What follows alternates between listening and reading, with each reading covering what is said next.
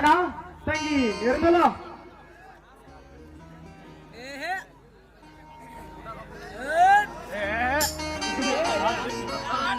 ಶಂಕರ ಯಾರಪ್ಪ ಇವಳು? ಅಣ್ಣ ಇವಳು ಬೆಂಗಳೂರಿನವಳು. ಒಂದು ವಾರದ ಹಿಂದೆ ಕಾರ್ ಆಕ್ಸಿಡೆಂಟ್ ಅಲ್ಲಿ ಇವಳ ತಂದೆ ತಾಯಿ ತೀರಿ ಹೋದರಂತೆ. ಅಯ್ಯೋ ಶಿವ ಶಿವ, ಎಂತ ದೈವ. ಇಲ್ಲಿ ಯಾರಾದ್ರೂ ಇವರು ಪರಿಚಯದವರಿದ್ದಾರೇನಪ್ಪ?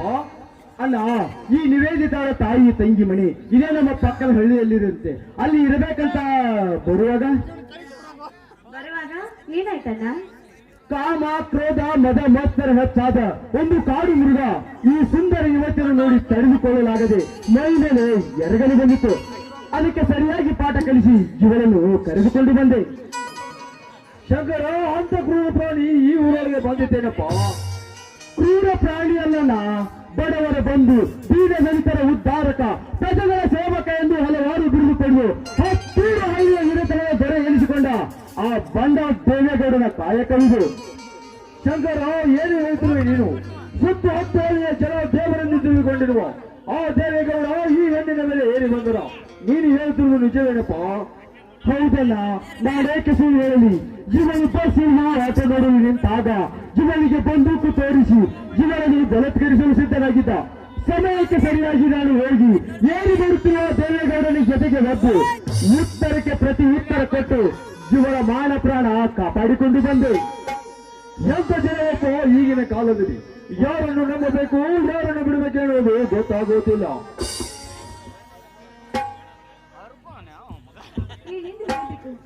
ನೋಡಿ, ಅವ್ರ ಮನೆಗೆ ಕರೆದುಕೊಂಡು ಇಲ್ಲಿ ಬಂದು, ಆದ್ರೆ ರೈಲು ಅಪಘಾತದಲ್ಲಿ ಇಡೀ ಸಂಬಂಧ ಎಲ್ಲರೂ ಕೂಡ ಸತ್ತು ಹೋದ್ರು. ಆದ್ರೆ ಏನ್ ಮಾಡ್ಬೇಕು? ನಾನು ಅನಾಥ ಹೇಳಿ ಎಲ್ಲಿ ಬದುಕಬೇಕು? ನೀವೇ ಹೇಳಿ. ಅಳಬೇಡಮ್ಮ, ಅಳಬೇಡ. ನೀನ್ ಹೇಗೆ ಅನಾಥ ಅಂತ ಯಾರು ಹೇಳ್ತಾರೆ? ಇನ್ನು ಮುಂದೆ ನಿನ್ನ ಬಾಂಧವರಾಗಿ ನಾವು ಇರುತ್ತೇವೆ. ಆ ವಿಧಿ ನಿನ್ನ ಸಂಬಂಧಿಕರೆಲ್ಲ ಕಸಿದುಕೊಂಡು ಹೋಗಿರಬಹುದು. ಆದರೆ ಆ ವಿಧಿಗೆ ಸವಾಲು ಹಾಕಿ ನಿನ್ನ ತಂದೆ ತಾಯಿಗಳ ಅಣ್ಣ ತಮ್ಮಂದಿರ ತೋರಿಸುವ ಪ್ರೀತಿ ವಾತ್ಸಲ್ಯವನ್ನು ನಾವು ತೋರಿಸುತ್ತೇವೆ. ಆದರೆ ಒಂದು ಮಾತು, ನಾನು ಕೇಳೋ ಮಾತಿಗೆ ನೀನು ಬೇಜಾರಾಗಬಾರದು. ನೋಡಮ್ಮ, ಪರಿಚಯ ಕೂಡ ಇಲ್ಲದ ಹೆಣ್ಣನ್ನು ಈ ಮನೆಯಲ್ಲಿ ತಗೊಂಡರೆ ಈ ಸಮಾಜ ನೂರಾರು ಮಾತನಾಡುತ್ತವೆ. ಅದಕ್ಕೆ ನೀನು ನನಗೆ ತಂಗಿಯಾಗಿ ಸಿಕ್ಕಿದೆಯಾ? ತಂಗಿಯಾಗಿ ಸ್ವೀಕರಿಸಿದರೆ ಒಂದಿಲ್ಲ ಒಂದು ಕೊಟ್ಟ ಮನೆಗೆ ಹೋಗುತ್ತೀಯ.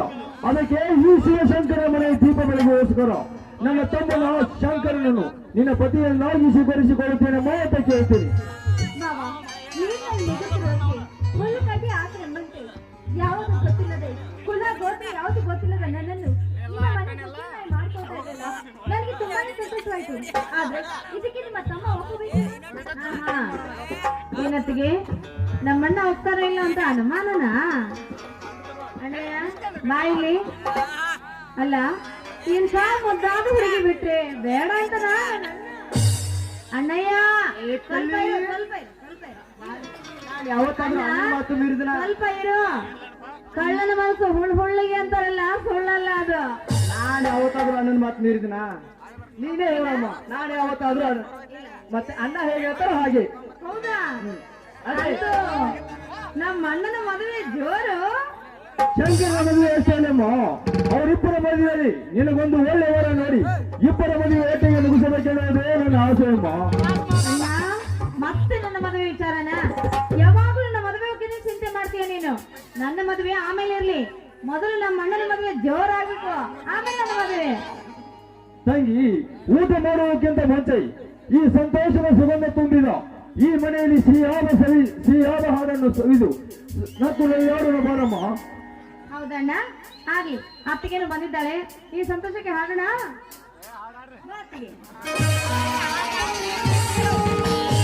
ಎಂದೆಂದು ಬಾಳಲಿ ಹೀಗೆ ಆನಂದ ತುಂಬಿರಲೆಂದು ನಿನ್ನ ಬಾಳು ಮಂಗರವಾಗಲೆಂದು ಹಾರೈಸುವೆ ನಾನೀ ದಿನ.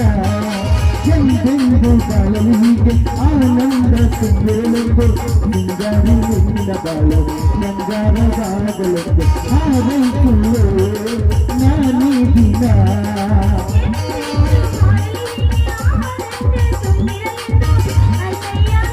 Bye.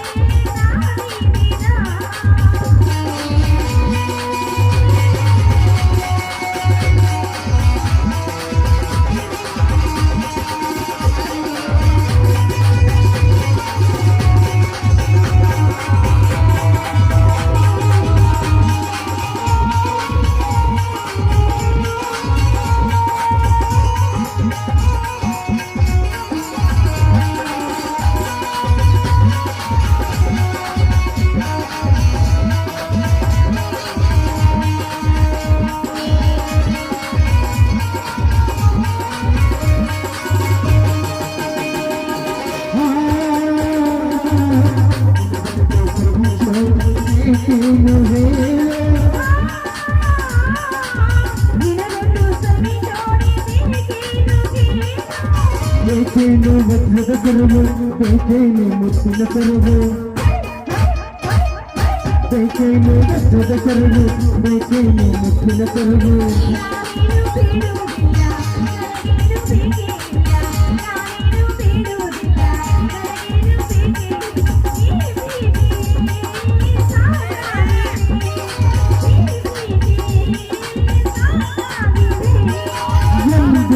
ಬಾಳಲು ಹೀಗೆ ಆನಂದ ತಂದಿರಲೆಂದು ಸಿಂಗಾರಿ ನಿನ್ನ ಬಾಳು ಬಂಗಾರವಾಗಲೆಂದು ಆರೈಸುವೆ ನಾನೀಗಿನ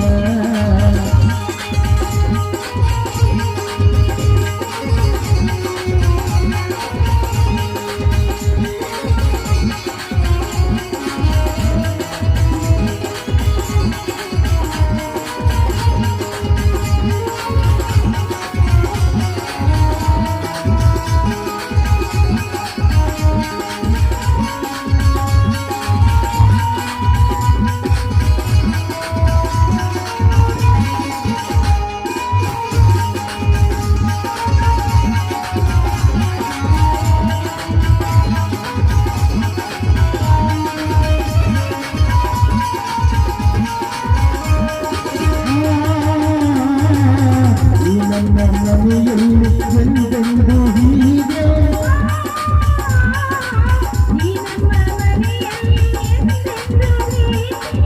ಒಳಗಿಂದ ಹೀಗೆ ಕಿವಿ ಸಂಗೀತ ಹಾಡಿಕೊಂಡು ಒಳಗಿಂದ ಹೀಗೆ ಕಿವಿ ಸಂಗೀತ ಹಾಡಿಕೊಂಡು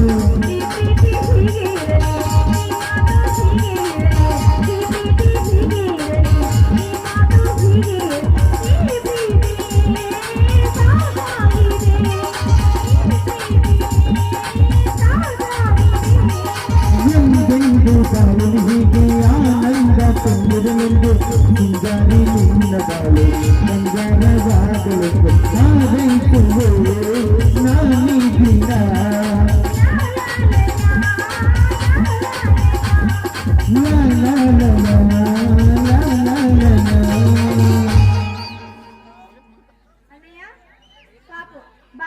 ಅತ್ತಿಗೆ ಬಂದಿದ್ದಾಳೆ ಸಿಹಿ ಅಡಿಗೆ ಮಾಡ್ತೀನಿ ಊಟ ಮಾಡೋಣ ಹಾ ರೆಡಿನೇ ಬಾ